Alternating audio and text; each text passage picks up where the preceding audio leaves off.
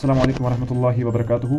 So in today's very lecture, I am going to share my personal views upon class 11th English का जो आपका paper first paper जो पहला paper आपका होगा वो आपका इंग्लिश का होगा क्लास 11th का।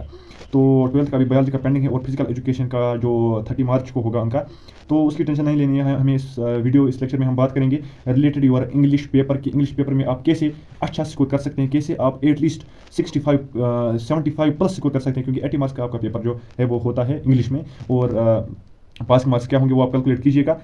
मेरी तरफ से ये रहेगा कि 26 शायद आपके पासिंग मार्क्स होंगे, और हमें पासिंग मार्क्स पे नज़र नहीं रखनी है। पासिंग मार्क्स पे वो नज़र रखेगा जिसने कुछ भी नहीं पढ़ा है, लेकिन जिसने एटलीस्ट अभी तक थोड़ा सा ग्रामर पोर्शन किया है या कुछ लिटरेचर पोर्शन किया है, तो उसके लिए यहाँ पर वीडियो रहेगा। 75 प्लस हम कैसे स्कोर कर सकते हैं, तो उसी के लिए यहाँ पर आज आपको टिप्स में दूंगा। और आज आपको मैं यहाँ पर अपना पर्सनल जो मैंने किया है कि 90 मार्क्स के कैसे मैंने 11th में स्कोर किए इन इंग्लिश, तो जेके वो उसमें, तो वो टिप्स, वो ट्रिक्स, वो स्ट्रेटजी में यहाँ पर आपके साथ शेयर करूंगा। तो बने रहिए वीडियो में, एंड तक आप इस वीडियो को देखिएगा, फिर आपको जाके ये हेल्प हो सकती है मेरे वीडियो से। चलो शुरू करते हैं। सो देखिए, पहला ही पॉइंट जो मेरी तरफ से आपको रहेगा कि आपका जो होता है 80 मार्क्स का आपका टोटल पेपर होता है, 80 मार्क्स का पेपर आपका होता है। उसमें से जो है कि 50 मार्क्स के आपके ग्रामर के होते हैं। ग्रामर पोर्शन का आपका 50 मार्क्स जो है वो मतलब वो उसमें इंक्लूड होते हैं 50 मार्क्स, और 30 मार्क्स जो होता है वो आपका लिटरेचर होता है, चाहे उसमें क्वेश्चन पूछे जाए, चाहे उसमें कुछ कोई भी लिटरेचर। तो अब हम बात करेंगे कि हमारे जो 50 मार्क्स होते हैं, जो हमारे ग्रामर पोर्शन का होता है, तो उसमें जो हमारे 50 मार्क्स होते हैं उनमें क्या क्या हमारा आता है। देखिए, पहले ही मैंने यहाँ पर नोट डाउन किया हुआ है, मेरे एक कॉपी यहाँ पर रहती है। तो पहला ही क्वेश्चन आपको आता है रिलेटेड नोट्स, मेक नोट्स, उसके 10 मार्क्स आपके होते हैं। समराइजिंग एंड टाइटलिंग, तो उसके जो है आपके 10 मार्क्स होते हैं। पैसेज के 10 मार्क्स होते हैं। लेटर के आपके कुछ मार्क्स होते हैं। पोस्ट राइटिंग होता है, आर्टिकल राइटिंग होता है, नैरेटिव राइटिंग होता है, स्पीच राइटिंग होता है, और 8 मार्क्स जो आपके होते हैं वो होते हैं एडिटिंग के। तो एडिटिंग का ही पोर्शन जो इसमें होता है वो बहुत ही टफ पोर्शन होता है। इसमें एडिटिंग का पोर्शन जो है इसमें बहुत ही टफ पोर्शन आता है। उसमें से आप 3 नंबर जो है, जो जिसने हर कोई पढ़ा होगा, चाहे टेंस पढ़ा होगा, चाहे उसमें आता है हमारा पंक्चुएशन आता है, हमारा आता है मॉडल्स आते हैं या आर्टिकल्स आते हैं, तो जिसने अच्छे तरीके से ये बेसिक्स क्लियर किए होंगे तो उसका ही एडिटिंग का के 8 मार्क्स आएंगे। तो उस पर आप नजर नहीं रखिएगा, आप रखिएगा नजर किस पे, जो नोट्स आपके 10 मार्क्स के होते हैं। पैसेज तो आप कर ही सकते हैं, वो हर कोई करता है 10 मार्क्स। लेटर राइटिंग भी आप कर सकते हैं, पोस्ट राइटिंग भी आप कर सकते हैं, आर्टिकल जो उस पर ऐसे वैसे आते हैं तो वो भी आप अच्छे तरीके से लिख सकते हैं। अपने वर्ड्स में आप लिखिएगा तो एटलीस्ट यहाँ से आपके बन जाते हैं 42 से 45 मार्क्स आपके ग्रामर पोर्शन से। अगर आपने ग्रामर पोर्शन नहीं पढ़ा तो वो काफ़ी है आपका जो पास करने का क्राइटेरिया उसके लिए आपका काफ़ी है। खाली ग्रामर पोर्शन जिसके 50 मार्क्स बनते हैं, तो एडिटिंग का पोर्शन जो है वो आपको नहीं आएगा, क्योंकि वो टफ होता है। बहुत सारे स्टूडेंट्स इसमें डिफिकल्टी फील करते हैं, तो वो उसके 5 नंबर में यहाँ पर काट रहा हूँ, और ऑनली में 42 से 45 मार्क्स ग्रामर में आपके रख रहा हूं, अगर आपने खाली ग्रामर पढ़ा तो।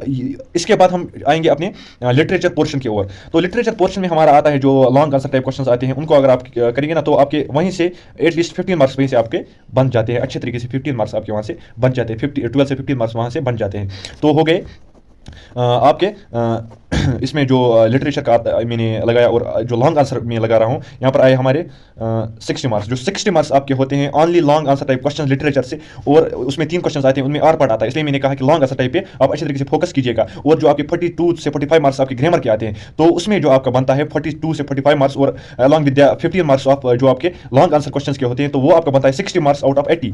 तो फिर जो बाकी मार्क्स होते हैं वो हमारे आते हैं, जो आपका यहाँ पर आता है पोएट्री सेक्शन से एक पैसेज आती है, पोएट्री सेक्शन से एक पैसेज आती है, और शॉर्ट आंसर टाइप क्वेश्चंस आते हैं, और एडिटिंग में जो आपका 20 मार्क्स है वो इसके बनते हैं। तो अगर आपको एटलीस्ट 75 प्लस लाइन है तो एडिटिंग का पोर्शन छोड़कर, क्योंकि एडिटिंग पोर्शन डिफरेंट होता है और डिफिकल्ट होता है, वो डिफरेंट होता है रिलेटेड सिलेबस। जो सिलेबस होता है उससे हटकर होता है एडिटिंग पोर्शन। तो अगर आप खाली करेंगे पोएट्री सेक्शन और शॉर्ट आंसर लॉन्ग आंसर आप करेंगे लिटरेचर में, तो वहां से आपके बन जाते हैं 30 मार्क्स।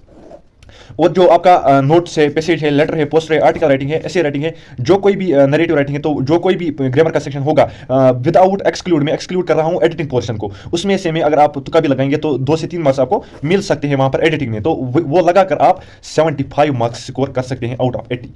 आउट ऑफ 80 आप एटलीस्ट 75 मार्क्स स्कोर कर सकते हैं। तो इसी तरीके से आपको पढ़ना है। देखिए, पहले ही नोट मेकिंग आप अच्छे तरीके से करिएगा। नोट मेकिंग जिसके 10 मार्क्स होते हैं। पैसेज प्रीवियस ईयर पेपर के जो क्वेश्चंस होते हैं, पैसेज राइटिंग होती है, तो उनको भी एक बार अच्छे तरीके से कीजिएगा। इनफॉर्मल जो फॉर्मल या इनफॉर्मल लेटर आपको होगी, तो उसको भी अच्छे तरीके से प्रीवियस ईयर पेपर से एनालाइज करते हुए चलना होगा और प्रैक्टिस करना होगा। पोस्ट राइटिंग, एडवर्टीजमेंट राइटिंग जो है वो भी ईजी होती है। आर्टिकल राइटिंग जो है या नरेटिव राइटिंग है, ह्यूमरस राइटिंग है, तो वो भी ईजी होती है। और थोड़ा सा आप एडिटिंग पे भी ध्यान दीजिएगा, क्योंकि अगर आप एडिटिंग पे थोड़ा ध्यान, अगर आपने एडिटिंग पे थोड़ा ध्यान दिया तो आपके एटलीस्ट 5 मार्क्स इससे भी आ सकते हैं। तो वो हुआ हमारा 75 मार्क्स।